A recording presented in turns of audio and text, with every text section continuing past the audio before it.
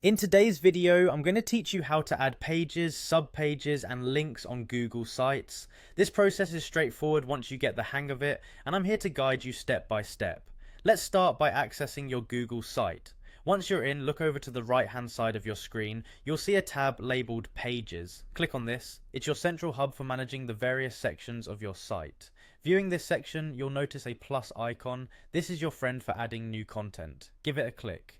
Now you'll be prompted to name your new page. Naming is crucial as it helps both you and your visitors understand the structure and contents of your site. So think of something descriptive and to the point, then type it in. After entering a name, your new page will appear in the list on the left. Next up, let's dive into creating subpages. This is super helpful for organizing content under a broader category. Find the page you just created and right next to it there are three dots, your More Options menu. Click on them. A menu will appear and from there you'll see an option to add subpage. Select this option and much like before, you'll need to name your subpage. Again, clarity is key, so choose a name that accurately reflects the content it will house. Once you've named it, hit enter and voila, you've got your subpage nestled comfortably under its parent page. After setting up your pages and subpages, you might want to add some external or internal links. These links can direct users either to external websites or to different sections within your own site. Hover over the plus icon again, don't click just yet. This time you're looking for the option to add a new link which will appear as you hover.